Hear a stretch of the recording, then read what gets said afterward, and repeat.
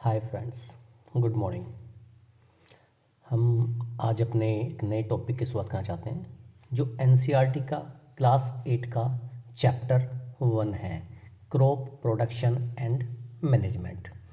Chapter शुरू करने से पहले आप सभी से निवेदन है कि अगर आपको मेरा ये चैनल या मेरी ये वीडियोस पसंद आ रही हैं तो कृपया चैनल को लाइक, शेयर और सब्सक्राइब ज़रूर करें ताकि मैक्सिमम लोग इससे बेनिफिट ले सकें। चलिए आज हम अपने इस टॉपिक की शुरुआत करते हैं, crop production.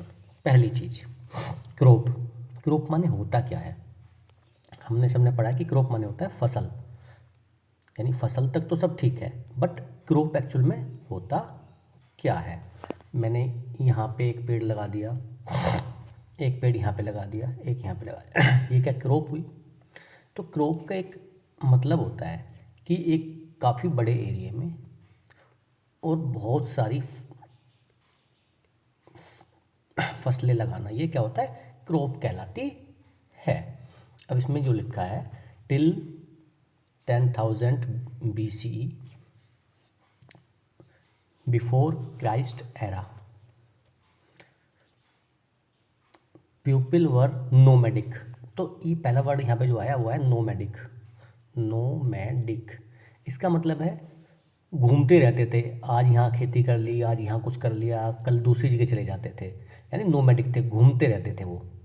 They were wandering in groups from place to place, वो एक स्थान से दूसरे स्थान, प्लेस टू प्लेस, ग्रुप में घूमते रहते थे। किसके लिए? Food and shelter, food and shelter यानी रोटी और मकान। They ate raw fruits and vegetables, वो कच्चे फल और सब्जी खाते थे। And started hunting animals for food, फिर बाद में उन्होंने जब उन्हें खाने की कुछ कमी पड़ी या कुछ और लगा, उन्होंने एनिमल्स का हंट करना शुरू कर दिया। Later they couldn't cultivate land, they could cultivate land, उसके बाद उन्होंने क्या किया, अपनी लैंड को कल्टिवेट करना शुरू किया। एंड प्रोड्यूस राइस, उन्होंने क्या प्रोड्यूस किया, rice, wheat and other food crops. तो उन्होंने धीरे धीरे क्या किया, राइस और व्हीट उगाना पैदा किया। 10 वाज बोर्न एग्रीकल्चर, इस तरह से एग्रीकल्चर का जन्म हुआ। तो समझिए, when plants of same kind are cultivated at the same place on a large scale is called crop. तो फर्स्ट क्वेश्चन तो यही बना, what is crop. It means at large scale, ये पूरा एक लैंड है,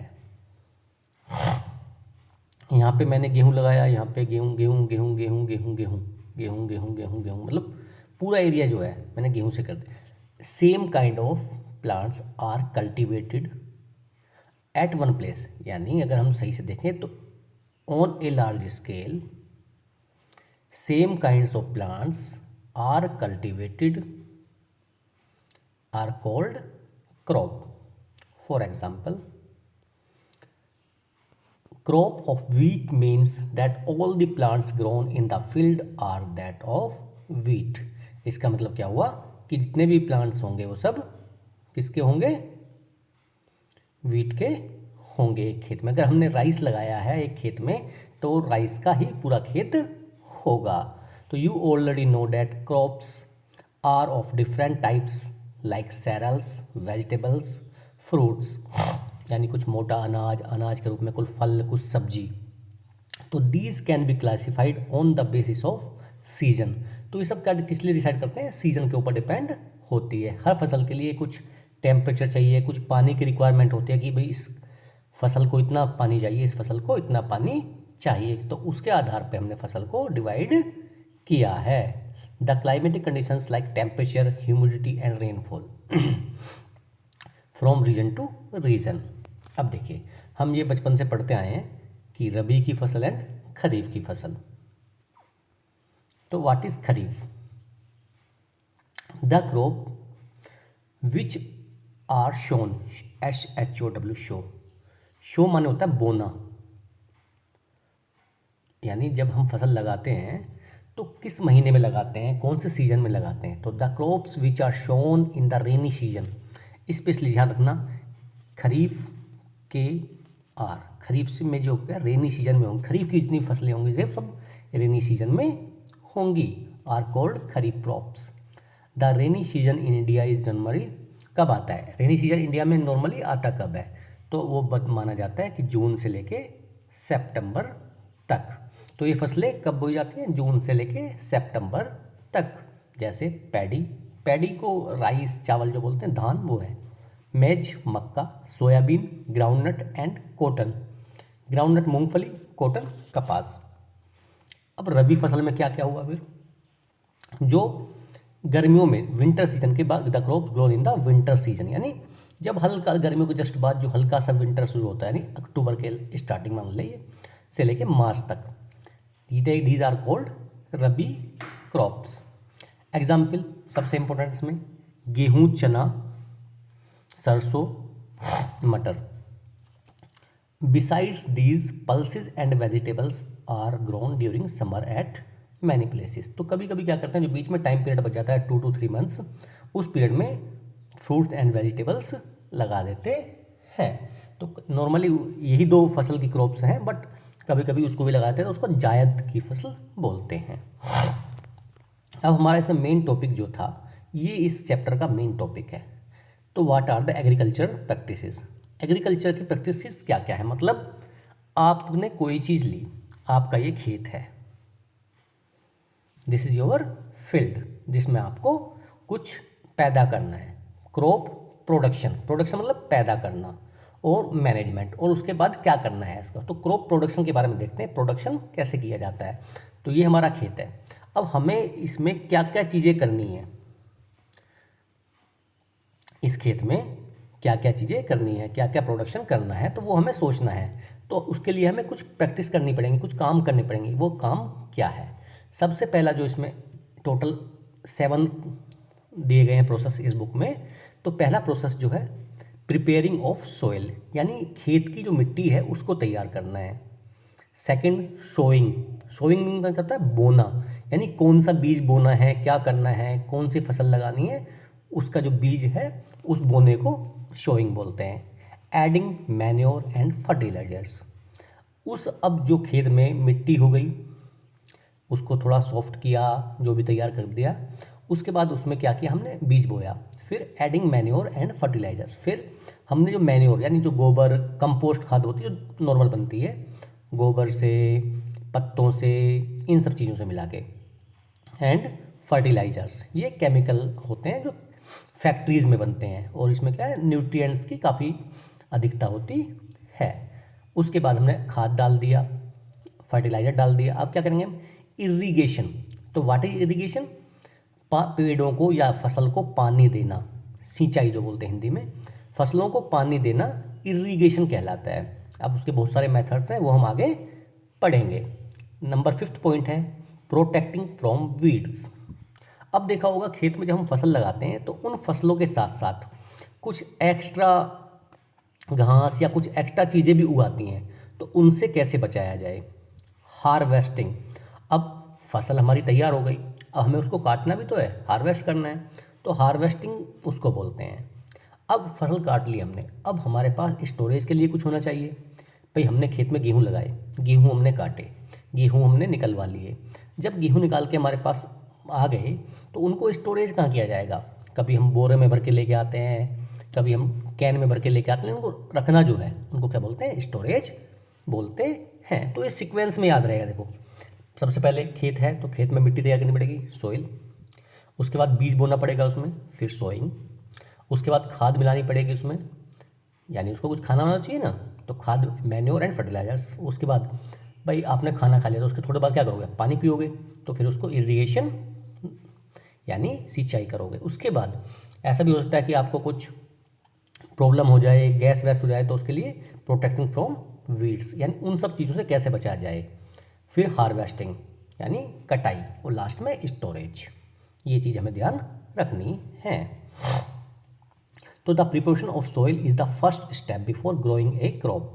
one of the most important task in agriculture is to turn the soil and loosen it, यानी उस मिट्टी को सॉफ्ट करना है, लूज करना है, तभी तो उसमें कुछ बो पाएंगे हम।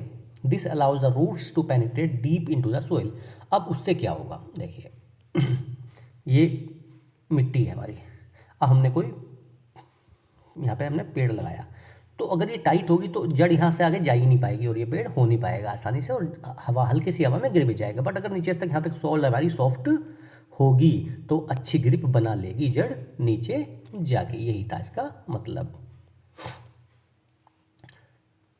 This allows the roots to penetrate deep in the soil. The loose soil allows the roots to breathe easily.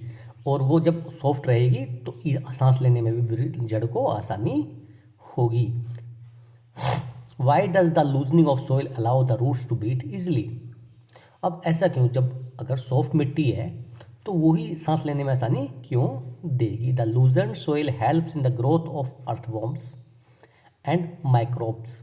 अब हमने एक चीज़ पढ़ी होगी, नहीं तो आज पढ़ लेते हैं कि जो किसान होते हैं उनका मित्र कहते हैं केचुए को, जो अर्थवॉर्म होता है। तो आपने देखा होगा अर्थवॉर्म, तो उसको क्यों बोलते हैं, क्योंकि वो क्या करता है, मिट्टी खाता है और उसको वही बाहर निकालता है वेस्ट के रूप में, और उसको इतनी सॉफ्ट, उसमें इतनी ह्यूमस कर देता है कि वो बहुत उपजाऊ मानी जाती है। तो these organisms are friends of farmers since they further turn and loosen the soil and add humus to it। तो किसानों को मित्र क्यों कहते हैं, बिकॉज अर्थवॉर्म इज, अब इसका आंसर कैसे मिलेगा, earthworm is called friends of farmer since और because they turn and loosen the soil. क्या करते हैं, मिट्टी को पलट देते हैं और लूज करते हैं, and add humus to it, और इसमें क्या बनाते हैं, नमी मिला देते हैं, उसको नमी कर देते हैं। But why the soil needs to be turn. अब लेकिन उस मिट्टी को हमें गीला या सॉफ्ट क्यों रखना है। You have learned in the previous chapter classes that soil contains minerals. अब देखिए सोइल में क्या होता है, कुछ मिनरल्स ऑलरेडी होते हैं, water, air, some living organism. In addition dead plants and animals get decompose by soil organism. तो जो छोटे मोटे कीड़े, ये पत्ते जब खराब हो जाते हैं उनको डिकम्पोज क्या करते हैं, डिकम्पोज माने क्या होता है, उनको वहीं पे दबा देना या उनको वहीं पे फिनिश कर देना। By various nutrients in the dead organism are released back into the soil. तो उससे क्या, बहुत सारे न्यूट्रिएंट्स जो है बॉडी में, जो सोइल है, मिल जाते हैं। These nutrients are absorbed by the plants. तो ये जो न्यूट्रिएंट्स हैं कौन लेगा मिट्टी से, पेड़ पौधे अपना जब खाना बनाएंगे तो उससे उनको भी तो न्यूट्रिएंट्स चाहिए भाई, हमें भी तो विटामिन प्रोटीन चाहिए, तो ऐसे पेड़ों को भी चाहिए ग्रोथ के लिए, तो वो मिट्टी से ले लेते हैं। Since only a few centimetres of top layer of soil supports plant growth. यानी ऐसा नहीं है, देखिए हमारा इतना बड़ा खेत है,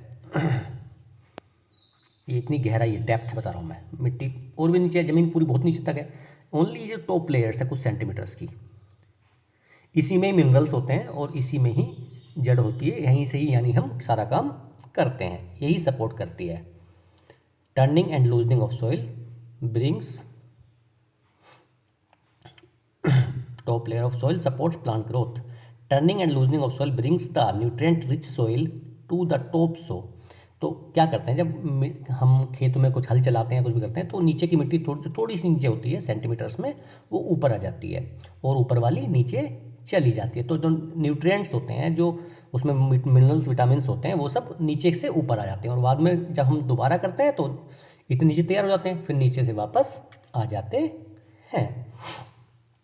दस turning and loosening of soil is very important for cultivation of crops. यानी फसल पैदा करने के लिए मिट्टी को पलटना और उसको सॉफ्ट करना, लूज करना बहुत इम्पोर्टेंट है। अब क्वेश्चन पूछा जाएगा आपसे, व्हाट इज प्लोइंग या व्हाट इज टाइलिंग्स। तो इसको ध्यान रखना है थोड़ा। The process of loosening and turning, loosening या टर्निंग, पहले कुछ भी बोल सकते हो, टर्निंग एंड लूजनिंग भी बोल सकते हो, यानी मिट्टी को पलटना और उसको सॉफ्ट करना। तो the process of turning and loosening is called tilling और प्लोइंग। PLOUGH, प्लो माने क्या होता है, जोतना। तो this is done by using a plough. ये सब किसकी सहायता किया जाता है, एक हल की सहायता से, जो आपने सबने अगर देखा हो गाँव में पहले कभी, तो इसको क्या बोलते थे, हल बोलते थे। This is done by using a plough. Plough are made of wood and iron. तो एक स्ट्रक्चर होती है जो वुड और आयरन की बनी होती है, और उसको कभी एक बैल या कभी दो बैल के थ्रू चलाया जाता था। Plows are made of iron or wood. If the soil is very dry, it may need watering before plowing. अगर जो हमारी सोइल है वो बहुत ज़्यादा हार्ड है तो पहले उसको पानी डालना पड़ता है. द प्लोइंग फील्ड में have big clumps of soil called crumbs. कभी कभी खेत में क्या दरारें पड़ जाती हैं, उनकी बात चल रही है. It is necessary to break these crumbs. उनको तोड़ना आसान मतलब ज़रूरी होता है. Levelling the field is beneficial for sowing. अब ये तो बात सोचने की है. अगर कहीं खेत ऊंचा है कहीं नीचा है तो अगर हम सिंचाई करेंगे पानी देंगे तो क्या सारे खेत में जा पाएगा? क्या सब में बराबर हो पाएगा? नहीं. तो खेत क्या होना चाहिए? लेवल होना चाहिए. Sowing as well as for irrigation. Levelling of soil is done with the help of leveller. तो sometimes manure is added to soil before tilling. कभी कभी क्या है खाद पहले भी मिला देते हैं. तो this helps in proper mixing of manure with soil. तो उससे क्या होता है अगर आप पहले ही मिला दोगे तो जब आप उसको जोतोगे खेत को जब प्लो करोगे तो मिट्टी के साथ साथ जो खाद है जो मैन्योर है वो भी मिक्स हो जाएगी. तो ये पिलो है जो हल आपने देखा है. तो इसका इतना ज़्यादा कोई योल नहीं है फिलहाल अभी. तो पहले बैल ऊंट या हॉर्से से चलाते थे. तो the indigenous wooden plough is increasingly being replaced by iron plough now. आजकल क्या है हल जो आ गया है वो लोहे का आ गया है. हो अब आपने देखा होगा ये नॉर्मली इसको फावड़ा बोल सकते हो. तो उससे भी खोदा जाता है. कल्टीवेटर ये जो है हम देखते हैं. तो ट्रॉलीज ये ट्रैक्टर वगैरह में ना ये पीछे लगाया जाता है. तो ये काफ़ी एरिया को एक साथ कवर कर लेता है. तो नीचे की मिट्टी को ऊपर कर लेता है और उसको सॉफ्ट बना देता है. अब सेकंड जो चीज़ है हमारी वो है सोइंग. यानी हमारी मिट्टी तैयार हो गई है. मिट्टी तैयार हो गई. अब इसमें बीज डालना है हमें. अब उसके लिए क्या करना पड़ेगा? अब आप कोई खाना खाते हो या कुछ सब्जी लेके आते हो. अब ऐसा तो है नहीं कुछ भी गली सड़ी लेके आ जाते हो. तो उसके लिए क्या करते हो आप पहले चूज़ करते हो वहाँ पे जाके कि भाई कौन सी सब्जी है कितनी हार्ड है सॉफ्ट है. यानी हर चीज़ को चेक करते हो. तो उसके लिए क्या करना पड़ता है हमें सिलेक्शन करना पड़ता है चयन करना पड़ता है. तो हम भी पहले क्या अपने खेत में बीज डालने से पहले क्या करेंगे पहले देखेंगे कि बीज कैसे हैं. तो sowing is an important part of crop production. Before sowing good quality clean and healthy seeds of good variety are selected. Farmers prefer to use seeds which give high yield. High yield माने क्या होता है? यानी जिनसे अच्छी पैदावार हो. YIELD yield माने अच्छी चीज़ जिससे पैदा हो यानी अच्छी क्वालिटी के. अब इसके लिए भी क्या दिया गया है पता कैसे चलेगा हमें? तो बच्चों के लिए क्या बताया गया है कि एक छोटा सा एक्सपेरिमेंट कर लो. एक गिलास में थोड़ा पानी ले लो या बीकर में जग में किसी में थोड़ा पानी ले लो और एक हाथ में थोड़ा सा क्या लो बीज लो जिसका भी सीड आपको रखना है. वो सीड्स आप पानी में डाल दो. थोड़ी देर बाद आप क्या देखोगे तो कुछ सीड्स जो है पानी में ऊपर आ जाएंगे और कुछ नीचे बैठ जाएंगे. अब ऐसा क्यों? ऊपर वाले सीड्स सही हैं या नीचे वाले सही हैं? तो जो ऊपर वाले सीड्स हैं वो खोखले हो रखे हैं अंदर से यानी वो खराब हैं. जो नीचे वाले सीड्स हैं वो ही मेन अच्छे सीड्स हैं.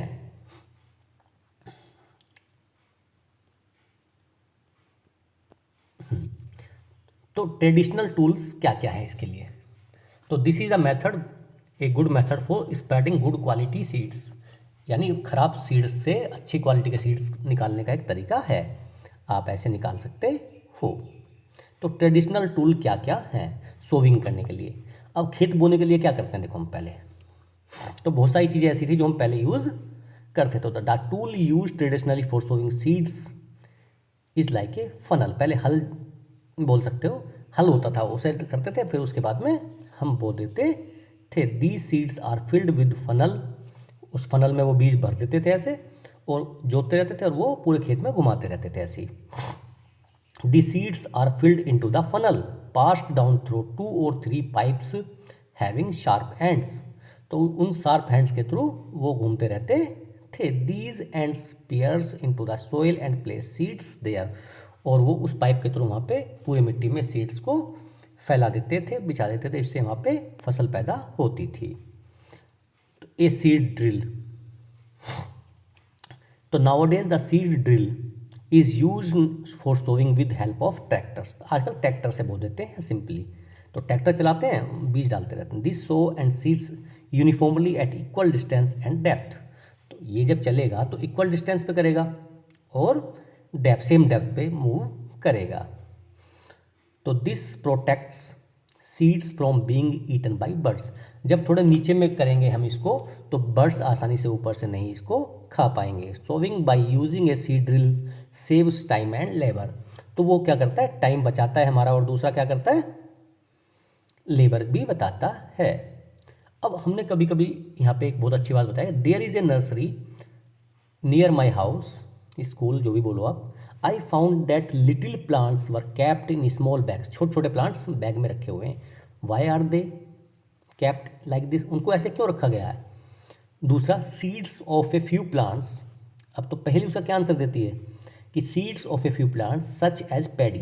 अब आपने देखा होगा पहले क्या करते हैं, पैडी जो होती है यानी धान का जो होता है खेत, उसमें क्या करते हैं, ये हमारा खेत है, पहले इसको साइड में कहीं लगा लेते हैं, यानी जैसे ये छोटे छोटे पौधे हो जाते हैं, फिर एक एक पौधा निकाल के फिर को दूसरे खेत में लगाते हैं।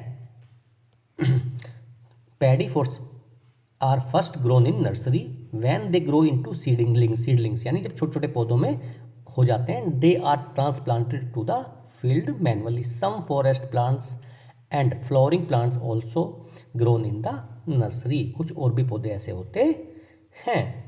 तो appropriate distance between the seeds is necessary to avoid over crowding of plants. तो हम जो अभी करते थे, जो हमने इस ड्रिल के बारे में बात की, इससे क्या होता है, इक्वल डिस्टेंस पे सीड्स होते हैं, जिससे क्या होता है, कभी कभी क्या होता है, एक जगह बहुत सारे पेड़ हो जाएंगे, कहीं कहीं बहुत सारा इलाका खाली रहेगा जहाँ पे पेड़ नहीं होंगे, वो सब चीज़ नहीं हो पाती यहाँ पर। अब एडिंग मैन्योर एंड फर्टिलाइजर्स। अब देखिए मैन्योर एंड फर्टिलाइजर्स होते क्या क्या हैं। ये देखिए, ये मैं अलग से एक फिगर लेके आया हूँ। ये क्या है, ये हमारा मैन्योर है, यानी खाद, इसको कह सकते हो आप गोबर की खाद, यानी गोबर, पत्ते, कूड़ा, कचरा, ये सब मिलके ना काफ़ी दिन तक पड़ा रहता है, तो ये क्या बन जाता है, इस फॉर्म में बन जाता है। इसमें काफ़ी एक तरह से बोल सकते हो अच्छा होता है ये खेती के लिए। और ये होता है फर्टिलाइजर्स। आपने देखा होगा यूरिया, DAP, डाई बोलते हैं जिसको, तो ये सब उनके फिगर्स हैं। यूरिया है, इसमें नाइट्रोजन, फॉस्फोरस और ये पोटेशियम बहुत ज़्यादा मात्रा में होता है। तो इसमें 46% नाइट्रोजन होता है, जो ग्रोथ के लिए बहुत ज़रूरी होता है। तो हम कहाँ थे, हाँ, तो एडिंग मैन्योर एंड फर्टिलाइजर्स। अब the substances which are added to the soil in the form of nutrients for the healthy growth of plants are called manure and fertiliser. भाई जैसे हमें ग्रोथ के लिए क्या चाहिए, खाने के साथ में कुछ एक्स्ट्रा विटामिन मिनरल्स चाहिए। अब पेड़ पौधों को कहाँ से मिलेंगे, ज़मीन से मिलेंगे। अब आप जो ज़मीन में पहले वाले फसल लगाई, अब उसमें जो न्यूट्रिएंट्स थे वो कम कर दिए, धीरे धीरे ऊपर की लेयर के न्यूट्रिएंट्स हैं वो कम हो जाते हैं, तो उनको वापस भरने के लिए, रिप्लेस करने के लिए क्या जरूरत पड़ती है, मैन्योर एंड फर्टिलाइजर्स की जरूरत पड़ती है। तो the substances which are added to soil, तो द सिंपल है, the substances which are added to the soil in the form of nutrients, यानी न्यूट्रिएंट की फॉर्म में जो ऐड किया जाता है, for the healthy growth, for the good growth of plants, या हम इसको बोल सकते हैं for good growth of plants, the items needed to add in the soil are called manure and fertilisers. सही है। अब soil supplies mineral nutrients to the crop plants, तो मिट्टी से ही जाएगा सबको। These nutrients are essential for growth of plants. In certain areas farmers grow crop after crop in the same field, यानी आज हमने फसल लगाई, काटी, कल फिर दोबारा बो दी। अब इतनी सोइल में तो न्यूट्रिएंट्स होते नहीं हैं जो सब पौधों को बराबर उतनी मात्रा में दे सके। अगर न्यूट्रिएंट नहीं मिलेंगे तो पेड़ पौधे हमारे अच्छे से ग्रो नहीं करेंगे और उन पर बीज अच्छा नहीं आएगा। तो makes the soil poor nutrients, तो कमी हो जाएगी वहाँ पे न्यूट्रिएंट्स की। Therefore farmers have to add manure to the fields to replenish the soil with nutrients, तो उसमें मैन्योर मिलाया जाता है। तो मैन्योर और उसमें डिफरेंस है, ये काफ़ी अच्छा चीज़ है, देख लेना एक बार। Manure is an organic substance obtained from decomposition of the plant और एनिमल वेस्ट, तो जो प्लांट का वेस्ट यानी पेड़ से पत्ते गिरे, घास फूस और जो गाय गया किसी का गोबर, ये सब मिलके क्या काफ़ी दिन बाद क्या डीकम्पोज हो जाते हैं। तो decomposition is caused by some micro organism, तो कुछ माइक्रो ऑर्गेनिज्म होते हैं, कुछ छोटे छोटे सूक्ष्म बैक्टीरियाज वगैरह होते हैं जो इसको खा खा के क्या है बहुत अच्छा बना देते हैं, न्यूट्रिएंट्स इसमें हो जाते हैं। तो the decomposed matter is used as organic manure, organic manure. अब हाँ, एक इन्होंने यहाँ पे एक एक्सरसाइज टाइप दी है। तो बच्चों को क्या बोला कि 3 गमले लीजिए। अब उन 3 गमलों में क्या करना है आपको, तीनों में थोड़ी मिट्टी मिलाइए, एक गमले में थोड़ी सी मैन्योर डालिए मिट्टी के साथ, दूसरे में थोड़ा सा फर्टिलाइज़र डालिए और तीसरे में सिंपल मिट्टी डाल के उसमें बीज बो दीजिए। अब 7 से 10 दिन तक उसको नोट करिए। तो आप क्या पाएंगे, एक गमले में बहुत छोटे छोटे प्लांट्स हुए हैं, बहुत छोटे छोटे, एक में थोड़े बड़े हुए हैं और एक में और काफ़ी ज़्यादा हैं। यानी ये डिफरेंस क्यों हुआ, तो ये सब चीज़ देखना है हमें। तो जिसमें हमने कुछ नहीं डाला उसमें छोटे प्लांट होंगे, बहुत छोटे होंगे, उनकी ग्रोथ बहुत कम होगी। जिसमें मैन्योर होगा उसमें थोड़ा ज़्यादा, पर जिसमें फर्टिलाइजर्स होगा, फर्टिलाइजर्स में क्या है जो न्यूट्रिएंट्स है बहुत काफ़ी मात्रा में होते हैं, तो उसमें ज़्यादा तीव्र वृद्धि होगी। ये हमने देख लिया मैन्योर इसके बारे में। अब देखिए, तो fertilisers are chemicals which are rich in particular nutrients. तो हर न्यूट्रिएंट, जैसे हमें कुछ मिलता है ना भाई, ये विटामिन सी की टैबलेट है, ये विटामिन डी की है, इसमें प्रोटीन होता है, ऐसी सेम इस टाइप की चीज़ है। तो fertilisers are chemicals which are rich in the particular nutrient. How are they different from manure, ये चीज़ इंपॉर्टेंट है। तो fertilisers are produced in factories, सही है। पहली चीज़, फर्टिलाइजर्स कहाँ है, फैक्ट्री में होते हैं, बट हमारी गोबर की खाद कहाँ है, हमारे घरों के आसपास वहीं पे होती है, लोकल बनाते हैं हम उसको। Some examples of fertilisers, urea, ammonium sulphate, just नाम याद रखना, NPK, नाइट्रोजन, फॉस्फोरस, पोटाशियम, यानी urea, ammonium sulphate, super phosphate या पोटास। तो the use of fertilisers has helped farmers to get better yield of crops such as wheat, paddy, maize, यानी मक्का, गेहूँ और धान, इन सब की पैदा के लिए क्या है हमें बहुत आसानी हो जाती है, अच्छी फसल से प्राप्त होती है। But the excess use of fertilisers has made soil less fertile. अगर हम बहुत ज़्यादा किसी को फर्टिलाइज़र डाल देंगे लिमिट से ज़्यादा, तो वो सोइल जो है कम फर्टाइल हो जाए, फर्टाइल मतलब उसकी पैदावार कम हो जाएगी। तो fertilisers have also become a source of water pollution. तो उसके साथ क्या है, वाटर पोल्यूशन हो जाता है। These in order to maintain the fertility of soil, but soil की फर्टिलिटी के लिए हमें ये सब मिलाना पड़ता। We have to substitute fertilisers with organic manure और leaves the field uncultivated in between 2 crops. अब हमने एक फसल लगाई, उसके बाद 1-2 महीना खेत खाली रहा, उस बीच में हमें क्या करना है, उसमें फर्टिलाइजर की जगह अगर हो सके तो मैन्योर या इस टाइप की चीज़ें करो, क्योंकि इससे सोइल पोल्यूशन नहीं होता है। तो the use of manure improve soil texture as well as its water retaining, यानी सोइल को अच्छा बनाता है, उसमें क्या करता है वाटर को रिटेन करता है, यानी जो पानी सिंचाई देंगे हम उसको काफ़ी लंबे समय तक अपने पास रख पाएगा। It's replace the soil with nutrients, nutrients भी रहता है। Another matter of replacing the soil with nutrients is crop rotation. अब क्या है, पहली बार कुछ एक साल में कुछ क्रॉप बोई हमने, दूसरी साल क्रॉप चेंज कर दो, तो व्हाट इज क्रॉप रोटेशन। तो इसका मतलब क्या होता है, this can be done by growing different crops alternatively, यानी इस साल हमने कुछ फसल बोई, अगले साल कुछ फसल बोएंगे, तो उससे क्या है हर फसल को अलग टाइप के न्यूट्रिएंट्स चाहिए, तो बॉडी में जो यहाँ सोइल है हमारी, उस सोइल से वो न्यूट्रिएंट चला जाएगा। फिर दूसरी बार दूसरी फसल बोएंगे तो वो न्यूट्रिएंट्स तो कम हुआ पहले से, लेकिन दूसरा न्यूट्रिएंट्स जो बचा हुआ वो उसमें चला जाएगा, और बाकी इतने और भी जो न्यूट्रिएंट्स हैं मैन्योर के थ्रू वापस आ जाएंगे। तो क्रॉप रोटेशन समझ में आ गया। तो हमारे यहाँ क्या करते हैं, खेतों के बीच में कभी कभी ना कुछ दाल टाइप चीज़ बो देते हैं, उसमें क्या है जड़ में, जो दाल की जड़ में क्या होता है, राइजोबियम नाम का एक बैक्टीरिया होता है जो बहुत अच्छी नाइट्रोजन प्राप्त कराता है, किसको, सोइल को एंड प्लांट्स को। अब क्वेश्चन है ये, जस्ट मैंने बता दिया, देखना है। Fertiliser is man made organic, fertiliser is a man made inorganic salt, यानी कहाँ बनाया जाता है, फैक्ट्री बनता है, इनऑर्गेनिक होता है। मैन्योर इज नेचुरल सब्सटेंस, ये क्या है, नेचुरल है, और ये मैन मेड है। Obtained by the decomposition of cattle dungs cattle dung मतलब उनका गोबर जो होता है पशुओं का, एंड प्लांट रेजिड्यूज, और जो उनके पत्ते वत्ते होते हैं पेड़ों के उनका, ये फैक्ट्री में बनता है, ये हम अपने फील्ड्स में बनाते हैं। अब इससे क्या है, फर्टिलाइजर्स क्या है, गर्मी पैदा करते हैं, यानी आज हमने फर्टिलाइजर डाला तो जल्दी ही हमें पानी की रिक्वायरमेंट हो जाएगी। और तो क्या कह रहा है, fertiliser does not provide any humus to the soil, humus मतलब नमी प्रदान नहीं करते हैं मिट्टी को, बट मैन्योर क्या है, मिट्टी को ह्यूमस भी देता है और साथ में क्या काम करता है, वो उस पानी को रोक के भी रखता है, रिटेंशन कैपेसिटी बहुत अच्छी होती है। तो fertilisers are very rich in plant nutrients like nitrogen, phosphorus and potassium. Manure is less rich in plant nutrients. इसका बेनिफिट क्या है, इसमें न्यूट्रिएंट्स ज़्यादा होते हैं, इसमें थोड़े कम होते हैं, बाकी सारी चीज़ें हैं। देखिए fertiliser man made inorganic salt है, मैन्योर नेचुरल है, और किससे बनता है, decomposition of cattle dungs and plant residues. Fertiliser जो है फैक्ट्री में बनता है, हम मैन्योर जो अपने घर पे बनाते हैं।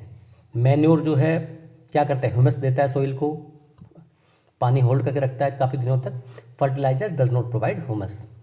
उसके बाद जो उनका मेन है, मैन्योर में जो है प्लांट के न्यूट्रिएंट्स कम होते हैं, बट फर्टिलाइजर में ज़्यादा होते हैं। तो एडवांटेज ऑफ मैन्योर, मैन्योर का क्या क्या है एडवांटेजेस हैं, तो it enhances the water holding capacity, मैं बता दिया कि ये वाटर होल्डिंग कैपेसिटी जो उसको बढ़ाता है। It makes the soil porous due to which exchange the gases become easily. Porous मतलब क्या होता है, आराम से सॉफ्ट हो गया तो उसमें छोटे छोटे सरंध्र बोलते हैं, छोटे छोटे छेद बन जाते हैं, अच्छे से सांस लेने में आसानी होती है। It increases the number of friendly microbes, क्योंकि इसमें बहुत सारे जो डिकम्पोजिशन किया उस खाद को, तो वो माइक्रोब्स छोटे छोटे जो थे, माइक्रो ऑर्गेनिज्म जो थे, वो खेत में भी आ जाते हैं और वो मिट्टी को भी सॉफ्ट करते हैं। It improve the texture of the soil, और सोइल की प्रकृति भी चेंज कर देते हैं। अब इरिगेशन पे बात करते हैं, सिंचाई यानी पानी देना। तो हम सबको पता है पानी सभी को लिए बहुत ज़रूरी है। तो वाटर जो है पेड़ों की जड़ से पूरे प्लांट में पहुंचता है। तो plants contain nearly 90% of water. तो along with the water minerals and fertilisers are also absorbed. Plants contain nearly 90% of water. Water is essential because germination of seeds does not take place under dry conditions. अगर पानी नहीं देंगे तो seed पैदा ही नहीं होगा। अब द सप्लाई ऑफ, सिंपल सी बात, पहला क्वेश्चन, व्हाट इज इरिगेशन। तो to provide water to crops, to provide water to crops at regular intervals. यानी सिंचाई क्या है, खेतों में रेगुलर इंटर कुछ समय के बाद पानी देना सिंचाई कहलाता है। तो the supply of water to crops at regular intervals is called irrigation. The time and frequency of irrigation, यानी कब पानी देना है, कितने समय बाद देना है, वो क्रॉप टू क्रॉप डिपेंड करता है। अब सोर्सेस ऑफ इरिगेशन क्या क्या है, यानी हम सिंचाई कैसे कैसे करते हैं। तो उसमें पहले क्या वेल्स होते थे, कुएं, अभी तो कम है वेल्स, आजकल ट्यूब वेल्स ने इनकी जगह ले ली है। लेक्स, रिवर्स, कैनल्स, ये सब क्या है, इनके सिंचाई के साधन हैं। तो देखिए पहले कैसे निकालते थे, पहले इनके नाम दिए गए हैं। तो पूछ सकता है what are the traditional methods of irrigation, name any two. मोट, चेन पंप और ढेकली, मतलब ये इस टाइप से होते थे। इसे घुमाते थे तो पानी नीचे से ऊपर, ऊपर से नीचे लेके आते थे। इसके बाद में एक और होगा, हाँ एक और था इसमें, हाँ ये रहा, इसको बोलते थे हरट। कहीं कहीं हरट बोलते हैं, कहीं कहीं रहट बोलते हैं। तो ये इसको क्या, बैल घुमाते थे और वो घूम के उधर से पानी निकालता था और खेतों की सिंचाई करता था। तो ये तो जस्ट नाम याद रखना है आपको कि मोट है, चेन पंप है, ढेकली है और ये है। तो हरट, ढेकली, चेन पंप और मोट, इतना सिंपल सा है। वैसे ये 4 नाम याद रखना है, कुछ नहीं है इसमें एक्स्ट्रा। अब आजकल ये क्वेश्चन काफ़ी आता है एग्जाम में भी। तो what are the modern methods used for irrigation, सिंचाई के लिए मेथड कौन कौन से आजकल यूज किए जा रहे हैं। तो पहला है स्प्रिंकल, मतलब एक तरह से मान के चलिए फुहारा टाइप। अब इसमें क्या है, ये हमारा खेत है, यहाँ पे ये कुछ फसल लगाई हुई है। तो हम क्या करते हैं, हम कुएं से, ट्वेल से, कहीं भी एक पाइप बिछा देते हैं। काफ़ी काफ़ी दूरी पे ऐसे, और इनमें थोड़ी थोड़ी डिस्टेंस पे क्या करते हैं, एक इस टाइप से इसके परपेंडिकुलर क्या लगाते हैं, पाइप लगाते हैं। तो जैसे पानी यहाँ पे आएगा तो यहाँ पे छेद से पाइप लगा हुआ है, तो वो पानी यहाँ ऊपर क्या है, फुहारे टाइप में निकलता है और वो इतने एरिया को कवर कर देता है, ये इतने एरिया को। तो उससे क्या है, हमारा जो इसमें रिक्वायरमेंट है वो बहुत कम पानी में काम हो जाता है। जहाँ पे पानी कम होता है वहाँ पे ये विधि अपनाते हैं, स्प्रिंकल यानी छिड़काव बोल सकते हो एक तरह से, छिड़काव या एक तरह से फुहारे टाइप में। तो this system is more useful in the uneven land where sufficient water is not available. कहीं बहुत ऊंची है ज़मीन, कहीं बहुत नीची है, तो पानी भरोगे तो बहुत ज़्यादा पानी चाहिए, बट पानी कम है वहाँ पे, तो क्या करते हैं, तो the perpendicular pipes having rotating nozzles on top. Top पे क्या होता है, एक रोटेटिंग नोजल टाइप होती है, वो ऐसे घूमती रहती है, फुहारे की तरह पानी छिड़काव करती रहती है। When water is allowed to flow through the main pipe under pressure with the help of pump, it escapes from the rotating nozzle, तो उससे बाहर निकल जाता है। It gets sprinkled on the crop as if it is raining, तो कैसे गिरता है पेड़ों के ऊपर, जैसे वहाँ पे क्या हो रही हो, बरसात हो रही हो। तो sprinkler is very useful for lawn, जो लॉन वगैरह होते हैं, घास के बनाए जाते हैं, coffee plants and several other crops. Rajasthan में काफ़ी ज़्यादा फेमस है। जो इसका पहला फिगर है यही है।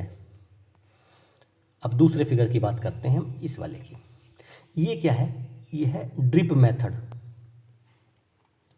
अब ड्रिप में देखो, एक ड्रॉप ड्रॉप करके, ड्रिप मतलब ड्रॉप कहते हैं, कभी कभी डॉक्टर पास जाते हैं, डॉक्टर का लगाता है हमारे, बोला ड्रिप लगा के आया हूँ, मतलब वो क्या ड्रॉप ड्रॉप करके गिरता है पानी। तो ये देखो यहाँ पे हमारी क्या है, ये सब पेड़ हो रखे हैं, तो उस पाइपलाइन को ऐसे बिछा देते हैं पूरे में, और ऐसे यहाँ पे जहाँ जहाँ इनकी जड़ है वहाँ पे थोड़ा थोड़ा पानी निकला जाता है। In this system the water falls drop by drop directly near the roots, तो उसकी जड़ में ही पानी गिराते हैं, फालतू खेत में पानी नहीं गिराते हैं। It is the best technique for watering fruits plant. जैसे अब नॉर्मल फसल तो बहुत पास पास, लेकिन आम का बाग देख लिया हमने, तो उनमें क्या काफ़ी दूरी दूरी पे पौधे होते हैं। अब पूरे खेत में लगाएंगे तो बहुत ज़्यादा पानी चाहिएगा, क्योंकि जड़ में ही पानी लगाते हैं। तो पूछ सकता है कि ये कहाँ यूज़ होता है, मोस्टली फ्रूट्स की जो अपनी बाग्स वगैरह होते हैं उनमें क्या यूज़ करते हैं हम, ड्रिप मेथड। और कॉफ़ी एंड लोन के लिए क्या यूज़ करते हैं हम, स्प्रिंकल मेथड। अब हमने खेत में पानी लगा दिया, सब कुछ कर दिया। अब हमने देखा होगा खेत में कभी कभी फसल के साथ में, जो हमने गेहूं बोया, जो भी बोया, उसके साथ में कभी कभी ना कुछ एक्स्ट्रा अनवांटेड ग्रास भी पैदा हो जाती हैं। Many other undesirable plants may grow naturally along with the crops, तो वो अपने आप पैदा हो जाते हैं। These undesirable plants are called weeds. तो वीड्स क्या है, बिना चाहते हो, जो हमने तो गेहूं बोए लेकिन साथ में कुछ और भी हो गया, उसको क्या बोलते हैं, वीड्स बोलते हैं। तो उनसे बचाने के लिए हमें क्या करना पड़ता है, तो the removal of weed is called weeding. तो वीड को निकालना है, weeding, simple. Weeding is necessary since weeds complete with the crop plants दस वाटर न्यूट्रिएंट। अब हमने खेत में तो बोए गेहूँ, हमने गेहूँ को दिया पानी और उसको दिया हमने न्यूट्रिएंट्स, बट खा तो हम रहे हैं, खा तो वो लेना तो उस पेड़ को है, लेकिन साथ में पेड़ के साथ साथ वो सब जो अनडिज़ायरेबल है वो भी मिट्टी की क्या है, न्यूट्रिएंट्स को, पानी को ले लेते हैं, जिससे हमारा नुकसान हो जाता है। तो उससे बचाने के लिए वीडिंग करनी पड़ती है। वीडिंग मतलब रिमूविंग ऑफ द वीड्स। तो farmers adopt many way to remove weeds. तो कभी कभी क्या पेस्टिसाइड्स इनका छिड़काव करते हैं, वो उसको वीडीसाइड्स बोलते हैं। तो weeds are also controlled by using certain chemicals called weedicides. कभी कभी क्या, उन खेत में छोटी सी खुरपी होती है, उस खुरपी ले जाके क्या करते हैं, उन घासों को निकाल देते हैं। तो ये मोस्टली बेहतर है। अब है हार्वेस्टिंग। अब ये देखने वाली बात है, हार्वेस्टिंग क्या होती है, यानी फसल पक के तैयार हो गई, अब हमें वो फसल काटनी है। तो harvesting of A crop is an important task. अब क्वेश्चन पूछा जाएगा व्हाट इज हार्वेस्टिंग, तो cutting of crop after it is mature. जब वो फसल पक जाती है उसको काटना, कटाई क्या कहलाता है, हार्वेस्टिंग कहलाता है। In harvesting crops are pulled out और cut close to the ground. जड़ से उसको काटा जाता है। It usually takes 3 to 4 months for a crop cereal crops to mature. यानी कोई भी जो फसल अनाज वाली होती है वो पकने में 3 से 4 महीने नॉर्मली लग जाते हैं। तो सिकल जो है, ये सिकल दरांती जो भी बोलो इसको, इसकी सहायता से उसको काटते हैं। ये मोस्टली सबने देखा होगा। अब क्या है, अब क्या करते हैं हम, in the harvesting crop the grain seeds needs to be separated. अब बीज जो है यानी जो गेहूं है वो अलग होगा और गेहूं का जो चैफ होगा, जो भूसा होगा, वो अलग होगा। तो this process is called threshing. तो कहते हैं ना थ्रेसर मशीन लेके आओ, तो वो क्या काम करता है, थ्रेसर मशीन का यही काम होता है। तो उसमें एक स्टेप से होता है, इसमें यहाँ पे गेहूं आ जाते हैं, इकट्ठे हो जाते हैं, और जो चैफ होता है वो काफ़ी दूर जाके यहाँ पे जमा हो जाता है। तो ये गेहूं जो है हम अपना फिर घर पे लेके आ जाते हैं, और ये भूसा भी लेके आ जाते हैं। इससे क्या होता है, पशुओं का चारा चलता है। अब देखिए, तो this is called out with the help of machine called thresher machine बोलो, कंबाइन बोलो। तो farmers also with small holdings of land do the separation of grain and chaff by winnowing. एक ऐसा छोटा पंखा टाइप होता है, जिनकी छोटी फसल होती है वो ऐसे भी अलग कर लेते हैं। अब है हार्वेस्टिंग फेस्टिवल्स। तो हमारे देश में क्या ना, हर स्टेट में, काफ़ी स्टेट्स में क्या है, अलग अलग टाइप की जब फसल कटती है तो फेस्टिवल्स मनाए जाते हैं। बैसाखी, पोंगल, ओणम, बिहू, बिहू असम में, इस टाइप से पंजाब में बैसाखी, पोंगल, तमिलनाडु, केरल ओणम। तो वहाँ पे क्या फेस्टिवल्स टाइप होता है कि फसल का हार्वेस्ट फेस्टिवल, जो फसल के जो त्यौहार बोलते हैं उनको। अब लास्ट है, हमारा फसल कट भी गई, गेहूँ हमारे घर में खेत में आ गया, अब उसको स्टोर कहाँ करना है। तो लास्ट प्रोसेस क्या है इसकी, स्टोरेज क्या करना है। अब हम घर में लेके आ गए, कुछ बोरियों में, कुछ कट्टों में, देखा होगा भर के गेहूँ वगैरह कुछ भी है, जो भी मांगे चलिए लेके आ गए घर पे हम। अब हम उसको रखें कहाँ, तो storage of produce is an important task. It is harvesting grains to be kept for longer time. तो उन्हें क्या लंबे समय तक रखने के लिए क्या करना पड़ता है, रखना पड़ता है स्टोर करके। This should be safe from moisture, नमी नहीं होनी चाहिए, इंसेक्ट्स एंड रैट्स, चूहे नहीं होने चाहिए, उसमें इंसेक्ट कीड़े नहीं हो जाने चाहिए।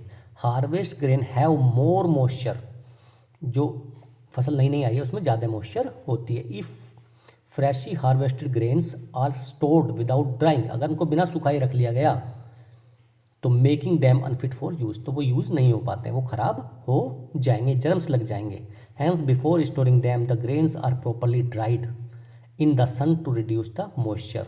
उनको सन में काफ़ी देर तक पहले धूप में सुखाना चाहिए, जिससे क्या है उनकी मॉइस्चर कम हो सके और फंगस या बैक्टीरिया वगैरह ना लग सके। अब देखिए, farmers store grains in the jute bags और metallic bins. However in the large scale storage of grains is done in silos. Silos means ये क्या है, सिलोज बोलते हैं इनको। अगर हमने कोई इस टाइप के रूम बना दिए अंडरग्राउंड टाइप्स करके, या कुछ अलग से बड़े बड़े वो बना दिए रूम टाइप, तो उनको क्या बोलेंगे, सिलोज। एंड ग्रेनरीज, जो अन्नागार बोलते हैं, यहाँ पे काफ़ी ज़्यादा अन्न इकट्ठा करते हैं, गवर्नमेंट वगैरह क्या करती है इनमें इकट्ठा कर लेती है वहाँ पे। तो dried neem leaves are used for storing food grains at home. घर में क्या करते हैं, देखिए घर में हमें इस टैंक में कुछ गेहूँ भरने हैं, तो हम थोड़े गेहूँ डालेंगे, फिर नीम के पत्ते डाल देंगे, फिर गेहूँ, फिर नीम के पत्ते। क्या है, नीम क्या काम करता है, बैक्टीरिया वगैरह को लगने से बचाता है। तो we have just seen that the process of crop production involves a number of steps like selection of seeds, कौन से बीज लें, फिर बोएं कैसे उनको। सिमिलरली एनिमल्स जो हैं, रियर्ड, रियर्ड माने होता है पालना, animals also reared at home on in farms, तो have to provided with proper food. अब उनको भी तो खाना चाहिए अगर हम एनिमल्स पालेंगे। तो जो एनिमल्स का लार्ज स्केल पर जो पालन होता है, तो when that this is done, यानी when animals are reared for they are provided with proper food and shelter, this process is called animal husbandry. यानी जब ये सब चीज़ें क्या हो, बहुत लार्ज स्केल पर हो, तो क्या बोलेंगे उसको, एनिमल हस्बेंड्री बोलेंगे, यानी पशुपालन। अब फिश के बारे में, fish is good for health. We get cod liver oil from fish which is rich in vitamin D. तो फिश जो है, फिश में उसके जो लीवर होता है, कोड लीवर जो होता है, उसमें क्या होता है, विटामिन डी काफ़ी मात्रा में होता है। तो ये था हमारा आज का चैप्टर, और ये काफ़ी बड़ा था, इसलिए इसमें थोड़ा ज़्यादा टाइम लग गया, बट आई थिंक पूरा का पूरा चैप्टर मैंने कवर किया और बहुत अच्छे से कवर किया है, और उम्मीद है कि आप लोगों को ये प्रयास मेरा पसंद आएगा। धन्यवाद, आपका दिन शुभ हो।